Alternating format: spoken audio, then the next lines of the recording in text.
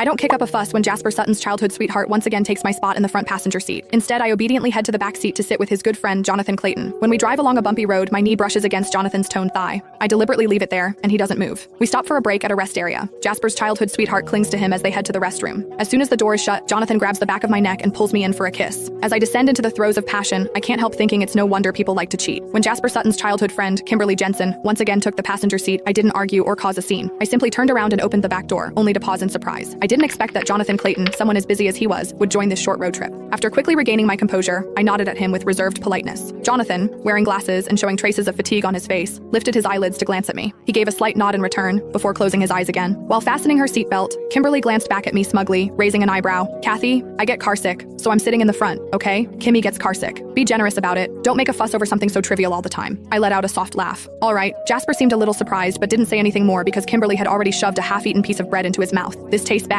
Help me finish it, okay, Jazzy? Without even frowning, Jasper naturally ate the rest of the bread. Kimberly glanced at me through the rearview mirror, sticking out her tongue playfully. I ignored her and grabbed a bottle of soda, trying to open it. The cap was tight, and I still couldn't get it off after 2 attempts. Up front, Kimberly was pouting as she handed her bottle to Jasper. Jazzy, I really can't open it. You know I have no strength in my hands. Jasper just looked at her dotingly before effortlessly opening the bottle for her. Then, the two of them took turns sipping from it without the slightest intention of avoiding intimacy. I felt a wave of nausea. Just as I was about to set my bottle down, a man's hand suddenly reached over and took it from me. Under the sleeve of a black casual suit, the cuff of a silver-gray shirt could be seen, neatly fitting around a slender wrist. The hand was beautiful. Long, defined fingers with nails trimmed short and clean. His fingers looked like polished silver in the shifting light reflecting through the car window. While I was still stunned, Jonathan had already twisted the cap open and handed the bottle back to me. The car's music started playing at just the right moment. I quickly took the bottle and murmured a soft, "Thank you." Jonathan gave a slight nod and closed his eyes again. He must have just come off a night shift at the hospital. Faint red veins were visible in his tired eyes. I sipped the soda slowly. The car had merged smoothly onto the main road. Kimberly's birthday was coming up, so Jasper organized this short road trip to celebrate it. About 7 to 8 of us were in 3 cars, heading to a hot spring resort 100 miles away. Not long after we started driving, Kimberly practically glued herself to Jasper's side. The music was loud, making it hard to hear what they were saying, but they were clearly enjoying themselves. Lately, Jasper and I have had several unpleasant arguments because of his inappropriate closeness with Kimberly. He promised to be more mindful next time, but whenever he saw Kimberly again, that promise vanished into thin air. Suddenly, everything felt meaningless to me. I lowered my head, chuckled to myself, then turned to look out the window. The mountain roads twisted and turned, with the occasional loose rock scattered along the path.